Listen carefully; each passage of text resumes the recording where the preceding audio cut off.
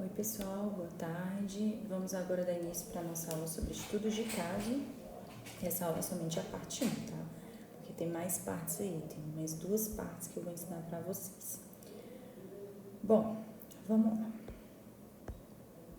Qual é o objetivo da aula de hoje? O objetivo é, primeiro, apresentar os conceitos relacionados mais à parte inicial do estudo de caso, que é todo o processo para realizar o estudo de caso, o planejamento e o projeto desse estudo de caso.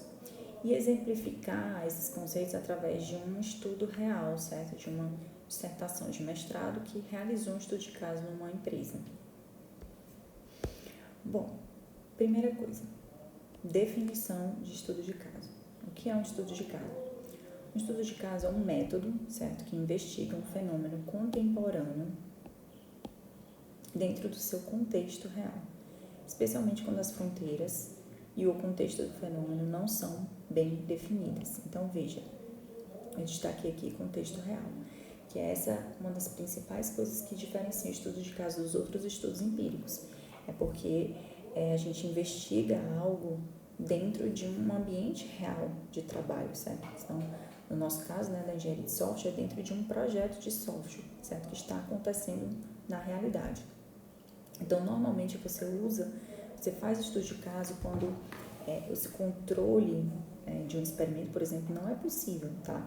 Isso porque você realmente não quer controlar, porque para você, como pesquisador, aquele contexto, ele é importante, você quer descobrir coisas ali que você não conseguiria descobrir se fosse um experimento controlado. E também porque, às vezes, os efeitos esperados são tão diversos e são demorados que não seria possível estudar um determinado fenômeno com um experimento controlado. Então, é necessário fazer o quê? Fazer um estudo de caso. Tá? Aqui eu coloquei um exemplo de um objetivo de um estudo de caso, tá?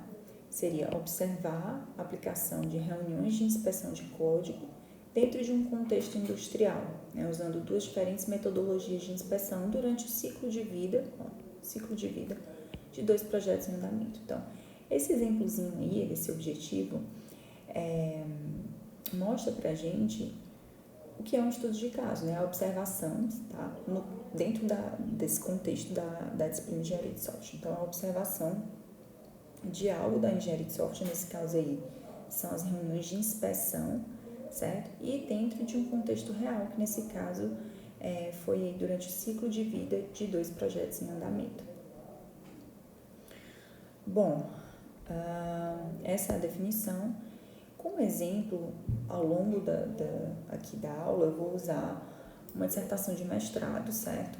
O título da dissertação de mestrado é esse, usando uma abordagem multimétodo para avaliar métodos de identificação de serviços em linhas de produto orientadas a serviços, certo? É uma dissertação do autor Tássio Vale, lá da Universidade Federal de Pernambuco. Então, o objeto de estudo dele são as linhas de produto orientadas a serviços, né? Então, ele une aí 2 áreas da engenharia de software, que são as linhas de produto e a computação orientada a serviços, tá?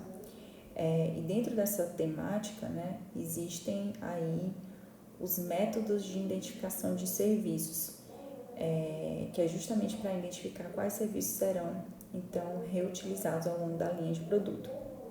E aí o objetivo do trabalho dele era verificar quais métodos podem ser aplicados em linhas de produtos de software. E a principal contribuição no final do trabalho dele foi um instrumento que auxilia os interessados em identificar serviços. Escolher um método apropriado. Então, se eu quero identificar um serviço levando em consideração tal cenário, é melhor usar esse método. Se não, é melhor usar um outro método, tá? Então, essa é uma dissertação de mestrado que eu vou disponibilizar para vocês, caso vocês tenham interesse, né, em se aprofundar aí mais no assunto. Bom, então vamos lá. Processo de estudo de caso. A gente vai entender como é que é realizado, como é que é o passo a passo aí desse processo. Bom, os 5 primeiros passos. Primeiro de tudo, quando você vai fazer um estudo de caso, você tem que projetar esse estudo de caso, né? Ou seja, você tem que planejar ele, entender o que é que vai ser feito antes de fato você partir para a execução do estudo. Então, no projeto de estudo de caso, os objetivos vão ser definidos, tudo vai ser planejado e detalhado para entender como isso vai ser executado. Depois que você projeta, você então vai partir para a preparação de todo esse estudo, né? Você vai preparar a coleta de dados, você vai preparar os procedimentos, protocolos, ferramentas, tudo que é necessário que você planejou antes para realizar esse estudo de caso. Aí depois tem a coleta de dados em si, ou seja, você vai executar o seu estudo. Depois dessa coleta você vai analisar e por fim você vai relatar os seus resultados. E aí vamos falar um pouquinho então da primeira parte do estudo de caso, que é o projeto e o planejamento desse estudo de caso. Existem aqui alguns pontos que vocês precisam sempre entender quando vai planejar um estudo de caso, né? Você vai fazer um plano, tá? O que é que você tem que definir nesse plano? Primeiro de tudo, o objetivo. O que é que você quer alcançar com esse estudo de caso? Você quer investigar algo, você quer explorar, você quer descobrir alguma coisa, você quer entender o porquê, a razão de alguma coisa. Então, você precisa setar aí um objetivo para guiar você nesse estudo. Definido o objetivo, você vai definir então o caso. O que é que vai ser estudado? Vai ser um projeto, vai ser um processo, uma empresa como um todo, certo? Depois você pode definir a teoria que está ali por trás daquele estudo de caso, que seria uma explicação ou entendimento de algo. Então, por exemplo, sei lá, você vai trabalhar com requisitos, né? Engenharia de requisitos. E aí você tem uma teoria de que quem faz a licitação de requisitos tem menos problemas, né, na hora da implementação.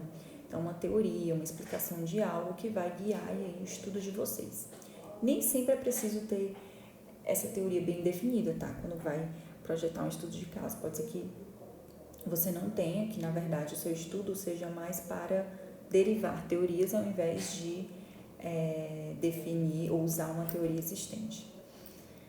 Depois disso, você tem que definir as questões de pesquisa. Então, não basta ter só um objetivo, né? Porque o objetivo ele é uma coisa muito geral.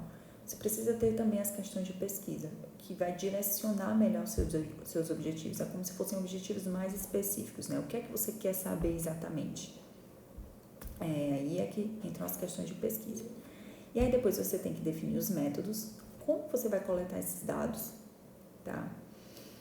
Que vão responder à sua questão de pesquisa. Então, existem diversos métodos, você pode até usar mais de um no estudo de caso. E depois você vai traçar uma estratégia de seleção, que é onde você vai buscar esses dados. Então, você vai ver quais são as possibilidades que existem ali, que você pode coletar esses dados, tá? Então, tudo isso tem que estar definido, né, encaminhado, digamos assim, no plano do estudo de caso. Tá? Então, vamos falar mais um pouquinho aqui sobre o objetivo, né? Como traçar aí esse objetivo. O objetivo, ele descreve o que você quer alcançar com o estudo. Então, no caso de um estudo de caso, ele é mais genérico, ele é mais geral, tá? Ele é menos preciso. Por quê? Porque o estudo de caso, ele tem um projeto bem menos fixo, né? Do que, por exemplo, um experimento controlado. Isso porque você inicia com uma ideia que vai guiar você, mas ali durante o processo você pode descobrir novas coisas que podem ir ali, digamos assim, moldando o seu objetivo, alterando um pouco o seu objetivo, certo? E aí, o objetivo, então, inicialmente no estudo de caso, ele é mais como um ponto de foco que vai evoluir ali ao longo do estudo. E aí existem vários tipos de objetivos, né? Tem um exploratório, que você vai usar, por exemplo, em investigações iniciais de algum fenômeno, você não tem algo especificamente definido, você quer mais explorar para entender, e a partir desse estudo é que você vai ter novas ideias e formular novas teorias e hipóteses, certo? Então, você pode ter um objetivo mais exploratório, você pode ter também um objetivo mais descritivo, ou seja, você quer mais descrever o que está acontecendo, uma determinada situação, um determinado fenômeno, tá? Então, Um outro jeito também de formar um objetivo é de um modo mais explanatório, quando você, por exemplo, você procura uma explicação, uma razão por trás de alguma situação, algum problema, tá? Às vezes, né, não obrigatoriamente pode ser na forma de relação causal, então, essa relação causa e efeito. O que será que está causando o meu projeto atrasar tanto? Imagina um projeto que todas as sprints eles não entregam tudo.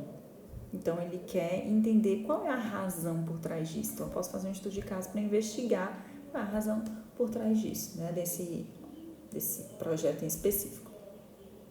Tem também os estudos de caso confirmatórios, que são utilizados para testar ou refutar teorias. Você imagina, você tem uma hipótese, uma teoria que algo acontece de uma certa maneira, então você vai lá e vai investigar para confirmar. Será que é assim mesmo? Será que nesse projeto essa teoria vinga?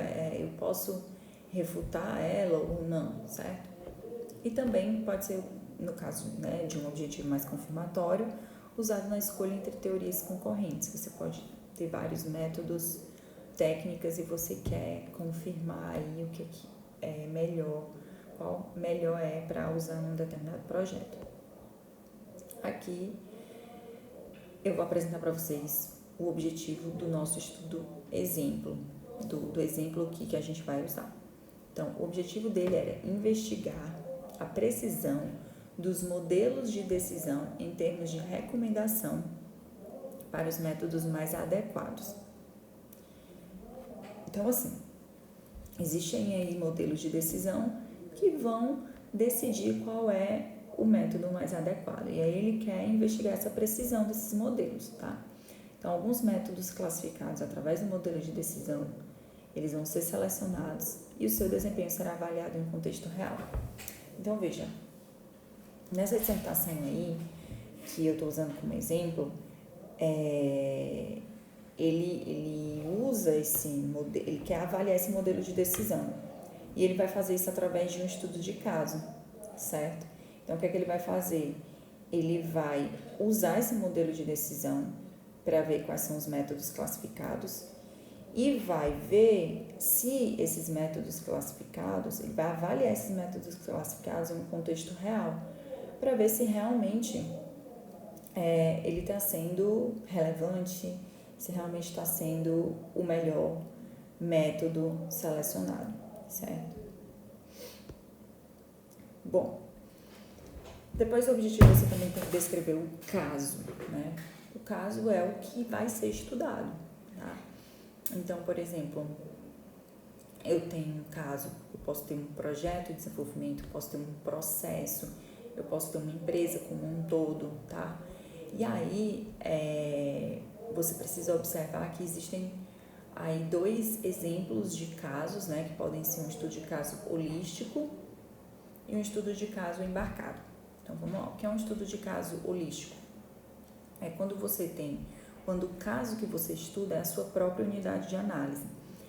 Então, por exemplo, você está estudando um projeto e aquele projeto é a sua unidade de análise. Ou pode ser que o caso seja um projeto, mas a unidade de análise sejam diferentes coisas. Você vai analisar o processo, você vai analisar uma ferramenta, você vai analisar, não sei, os indivíduos, certo, desse projeto. Então, assim, quando você tem uma equivalência entre o caso e a unidade de análise, você tem um estudo de caso holístico. Quando você tem um caso, você tem várias unidades de análise dentro desse caso, você chama esse estudo de caso embarcado, tá? Uma observação importante, você precisa definir o contexto, né, do seu estudo de caso. Por exemplo, você pode definir um contexto mais abrangente, por exemplo, empresas que usam linhas de produtos de software, né? Esse é o seu contexto. E aí, dentro desse contexto, você escolhe um caso, que é, por exemplo, um projeto que faz uso de linhas de produtos de software, certo? E aí, uma informação importante, né? Nos estudos de caso, o caso e as unidades de análise, eles devem ser selecionados intencionalmente, né? Isso é o oposto do que acontece com surveys, com experimentos em que os sujeitos eles vão ser escolhidos aleatoriamente, a partir de uma população. Mas aqui normalmente nos estudos de caso, você vai intencionado, né? Eu quero estudar aquele caso ali, certo? E qual é o caso no nosso estudo exemplo? Bom, primeiro eu vou falar do contexto, né? O contexto do estudo de caso deles é uma empresa que trabalha com desenvolvimento de software para a área médica, desde 94, e é localizada em Salvador. E essa empresa, eles decidiram transformar o conjunto de produtos similares em um LPS. LPS é a linha de produtos de software. Então, veja, eles tinham vários produtos ali similares, né? Ou seja, produtos que tinham certas partes em comum e decidiram, então, criar uma linha de produtos de software, né? Em que eles podem produzir, desenvolver software, gerando vários produtos que têm ali diversas comunalidades e só algumas variabilidades. Certo. E as unidades de análise desse caso, né? Eles têm aí os métodos de identificação de serviços. Então, a unidade de análise desse caso são os métodos de identificação de serviços, que é isso que ele está investigando, né? Porque ele investiga, por exemplo, o modelo de decisão gera esses métodos de identificação de serviço e ele quer entender melhor esses métodos de identificação de serviço, né? A eficácia deles. E aí ele tem aí 2 métodos de identificação de serviços. O primeiro, uma solução que identifica serviços usando uma ontologia, e o outro, uma técnica que analisa features que permite identificar serviços de um sistema orientado a serviços. Pessoal, vocês não precisam ficar preocupados com os detalhes dos conceitos de linhas de produtos de software, tá? Aqui é mais para vocês entenderem como é que eu posso dizer, a definição, né? Que você precisa adotar um caso, esse caso tem um contexto, tem as suas unidades de análise, tá? Claro que algumas coisas podem ficar confusas para vocês. Vocês podem, nossa, mas o que é esse método, o que é essa linha de produto de software? Isso por si só daria uma aula. Então, não é o foco dessa aula. O foco dessa aula é apresentar para vocês o projeto de estudo de caso. E aí, beleza, defini o meu objetivo, sei qual é o caso que eu vou estudar, agora eu tenho que definir as minhas questões de pesquisa. As questões de pesquisa, elas descrevem o que se quer saber. O que você quer saber daquele objetivo, né? Então, ela é como se você quebrasse esse objetivo mais geral em objetivos específicos, né? Que aí isso vai te ajudar a guiar, né, o estudo. Melhor do que se você tivesse só um objetivo muito genérico. Só que como objetivo, as questões de pesquisa elas também vão evoluindo durante o estudo e são reduzidas a questões de pesquisa mais específicas durante as iterações do estudo. Então, pode ser que você tenha uma coisa meio abrangente no começo, mas ao longo, né, da pesquisa você vai modificando essa questão, porque você já vai entendendo melhor o que você está pesquisando. Aqui são alguns exemplos de questões de pesquisa do estudo, exemplo que eu trouxe aqui para a aula. As questões de pesquisa lá da dissertação são 2. A primeira é, quais são os benefícios e lacunas da abordagem de acordo com a perspectiva do engenheiro de software? Quão adequados são os serviços identificados de acordo com a perspectiva do especialista em domínios? Então, os serviços identificados atendem às necessidades do negócio? Quão reutilizáveis são os serviços identificados? Quão claro os serviços expressam a variabilidade entre os produtos? Então, aí são coisas que ele quer saber, lá dos métodos, né, que fazem a identificação de serviços.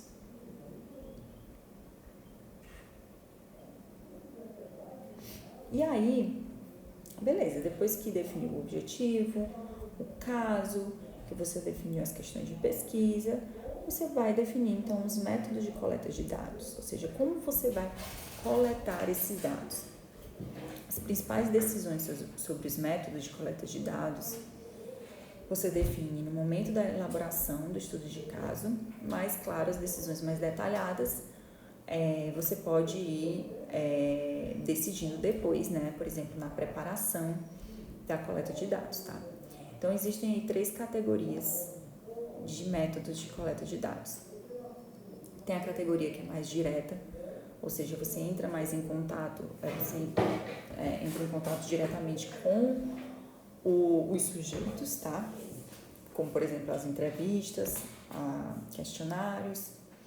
Tem a categoria indireta, em que você vai coletar os dados desses sujeitos, né? Mas de uma forma que não é direta, ou seja, indireta, né? Por exemplo, você vai observar um determinado grupo de desenvolvedores trabalhando, ou você vai fazer uma instrumentação em que você pode coletar logs de algum acontecimento, de algum fenômeno, certo? E tem também a categoria independente, ou seja, eu não dependo dos sujeitos, tá, para conseguir aqueles dados, que são diretamente, que eu digo, tá? Por exemplo, análise de documentação é uma forma independente de coletar os dados. Você pode pegar, por exemplo, relatórios, né, de bugs, relatórios de falhas, relatórios da gerência do projeto e analisar essa documentação para poder descobrir alguma coisa do seu estudo. Aqui eu trouxe uma visão geral de entrevistas, né, podem ter questões abertas ou questões mais fechadas, né, um mix aí de um e de outro. Existem 3 tipos de entrevistas: a não estruturada, a semi-estruturada e a totalmente estruturada. A não estruturada, você tem mais tópicos e conceitos que você quer abordar com o entrevistado, certo? A semi-estruturada, você não deixa assim tão aberto, mas também não tão fechado, né? Você pode ter algumas questões, mas dentro dessas questões você pode fazer outras perguntas que não estavam, digamos assim, planejadas. E tem a entrevista que é totalmente estruturada, que você tem que seguir aquelas perguntas, né, naquela ordem, quase como se fosse um survey baseado em questionário, certo? Aqui eu trouxe para vocês as fases, uma visão geral de como deve ocorrer uma entrevista. Né? Você não vai chegar para a pessoa, né, para o entrevistado, e vai começar a perguntar coisas para ela. Não, você vai primeiro se apresentar os objetivos da pesquisa, depois você vai explicar como é que esses dados serão utilizados, quais dados você vai coletar, como você vai coletar. Aí nessa parte é importante frisar, né? Nessa parte 2 é importante frisar que você tem que pedir o consentimento, tá? Deixa eu anotar aqui. O consentimento do entrevistado, ou seja, você vai explicar para ele tudo sobre a pesquisa e vai perguntar: você consente em participar dessa pesquisa, dessa forma, tá? E só se ele aprovar é que você vai para as fases seguintes, né? Que você primeiro faz perguntas sobre o perfil do usuário, com dados mais demográficos, e depois vai para a entrevista principal. E aí é sempre importante o quê? Gravar essa entrevista para analisar depois, porque você não vai conseguir, ao mesmo tempo que você entrevista, anotar todos esses dados e para posteriormente analisar. Então é importante gravar e lá no consentimento deixar isso claro para o usuário. Como método de coleta, a gente tem também a observação, né? Que é o fato de você ir até o local e observar, né, o que está acontecendo, como está acontecendo, como as pessoas estão executando o trabalho delas, tá? Então, assim, é mais trabalhoso, mas é bem interessante, você consegue pegar dados e informações muito profundas quando você usa esse tipo de método. E aí existem 2 formas aí de classificar a observação, tá? A observação, ela pode ser, por exemplo, você pode ter um alto grau de interação do pesquisador e um baixo grau de interação do pesquisador. Então, o que acontece? O que é isso, né, esse alto e baixo grau? Então, é quando o pesquisador, ele de fato está interagindo mais, certo, com as pessoas que estão ali sendo observadas. Ele pode fazer perguntas, né, como por exemplo, por que você está fazendo isso? Você está observando, mas ao mesmo tempo você está interagindo com aquelas pessoas, certo? E também pode ser que existe a possibilidade de você ter um baixo grau de interação, que é você deixar, você simplesmente não interferir em nada, né? E muitas vezes a pessoa nem sabe que está sendo observada. Aí a gente vem para o segundo ponto em que você pode classificar a observação, né? Que é o grau de consciência que você está sendo observado. Então, você tem um alto grau de consciência que está sendo observado, certo? Que você sabe, né? Existe um pesquisador ali que ele está te perguntando coisas, tá? E uma baixa consciência, porque pode ser que você tenha só colocado, por exemplo, uma câmera e aí o pesquisador ele não tá lá. Então, você sabe que tem, mas você meio que esquece, porque a câmera tá ali no cantinho, tá escondido, então você não sabe você não tem tanta consciência de que está sendo observado, tá? E aí, essas coisas aí, né, esses graus, eles são divididos nessas categorias. Então, por exemplo, eu posso ter a categoria 1, em que eu tenho um alto grau de interação com o pesquisador e uma alta consciência de que está sendo observado. Isso acontece normalmente quando o pesquisador ele faz parte do time, certo? Ele está dentro do time,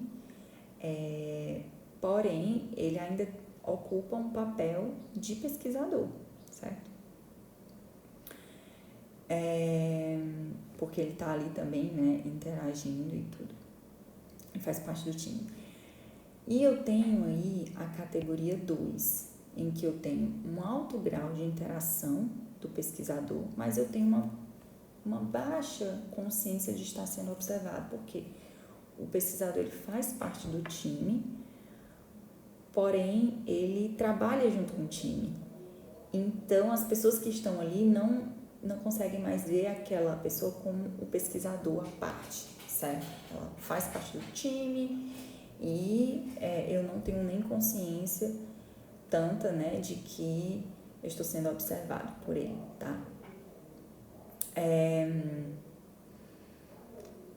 O baixo grau de interação do pesquisador, normalmente, né, você pode estar ali, né, mas sem conversar muito e as pessoas entendem, né, ou seja, existe uma consciência alta de que eu estou sendo observado, né, você está ali, não interage, porém você tem uma consciência de estar sendo observado.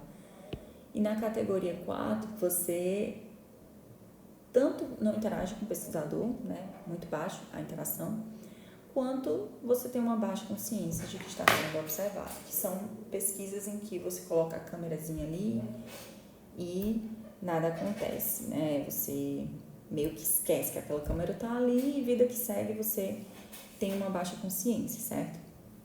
Uma coisa interessante de se falar aqui, dentro dessas categorias aí, existe, por exemplo, na categoria 3, tá? Que é o baixo grau de interação, mas um alto grau que está sendo observado. É quando, por exemplo, o pesquisador, ele usa uma técnica, eu vou escrever aqui, ele usa uma técnica chamada Think Aloud, que é uma técnica em que você pensa alto, né? Você pede para a pessoa que está sendo observada pensar alto, que é fazer o exercício de eu tô aqui, eu tô fazendo tal coisa nessa ferramenta, essa ferramenta é legal, eu vou fazer uma determinada ação porque eu não gostei disso aqui, eu vou por esse caminho porque eu não gostei daquele. Então você, como pesquisador, você pede para essas pessoas, para esses sujeitos, esses participantes, sempre ficarem comentando o que eles estão pensando, as decisões que eles estão pensando aqui, para eles falarem de fato, certo? Aí se chama Think Aloud. E, por último lá, que são as técnicas, os métodos independentes, eu posso usar dados arquivados, tá? Para poder coletar dados para o meu estudo de caso, como, por exemplo, documentos de diferentes fases do desenvolvimento, dados de falha, gráficos de gerência, de teste, né?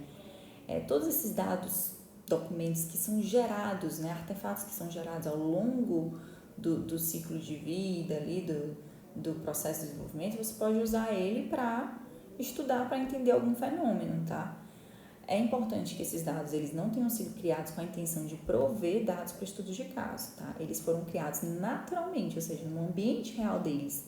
Você não pediu para alguém produzir eles para você, né? Você vai usar o que foi produzido ali durante o projeto.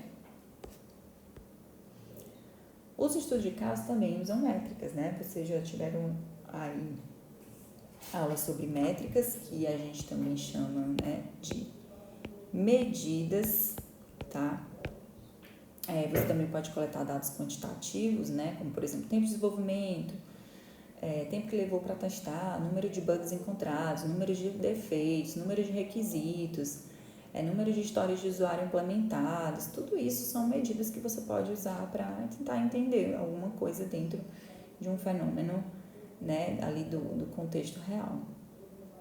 E aí, quais medidas você vai utilizar? Existem técnicas para você definir quais medidas. Uma delas é a GQM, tá? Que é o Goal Question Metric. É uma abordagem para você definir métricas com base no seu objetivo e nas suas questões de pesquisa, tá bom? Isso aí também daria uma outra aula à parte, eu não vou me aprofundar nisso. Bom, e aquela dissertação que eu trouxe aqui como exemplo de um estudo de caso, né? O que foi que eles usaram como métodos? Então, eles usaram duas coisas. Eles usaram a documentação, que foram artefatos de saída, e o passo a passo das atividades, e também utilizaram entrevistas semi-estruturadas. Tá? Então, eles fizeram um mix de duas coisas. É interessante vocês perceberem que no estudo de caso você pode usar um mix aí de vários métodos de coleta. A estratégia de seleção. Você vai descrever onde buscar os dados, né? Onde você vai de fato buscar um determinado dado que você quer coletar. Primeiro, o caso, as unidades de análise já devem ter sido selecionados intencionalmente. Você pode estudar um caso que é típico, que é crítico, que é revelatório, ou um único em algum aspecto. Então, como escolher esse caso, né? Vou escolher esse projeto porque ele é crítico, a gente sempre tem problema com ele, ou ele vai me revelar alguma coisa. Mas, normalmente, o que acontece é que você normalmente estuda um caso que está disponível para você estudar, né? Geralmente, então, é baseado na disponibilidade. E aí, pessoal, ao fim desse planejamento aí, você constrói, então, um protocolo de um estudo de caso, que é um documento que serve como um guia para você, como se fosse o seu plano ali, o seu planejamento, né, em forma de plano de estudo de caso, certo? E aí você usa ele como um guia para conduzir toda a coleta, né, da pesquisa, e é muito bom para, assim, vários sentidos, né? Por exemplo, impede o pesquisador de perder dados que foram planejados para serem coletados, tá? Organiza, né? Estrutura, organiza a pesquisa. Então, você precisa de algum lugar que centralize essas informações. Tudo isso, né? Esse protocolo deixa também a fase de planejamento mais concreta, né? Então, de fato, você planejou seu estudo de caso, está lá o seu documento, né? Que a gente chama aqui de protocolo, em que tem todas as informações. Outra vantagem de fazer isso, né, ter esse protocolo, esse documento, é que outros pesquisadores, outras pessoas podem revisar ele. Então, por exemplo, você pode fazer e me dá para revisar esse protocolo e aí eu vou dar um feedback para você. Isso diminui o risco de ausência de fontes de dados relevantes, de questões relevantes, né, de coisas relevantes que às vezes você não está enxergando, porque você está tão inserida ali naquele assunto que às vezes você pode perder alguma coisa.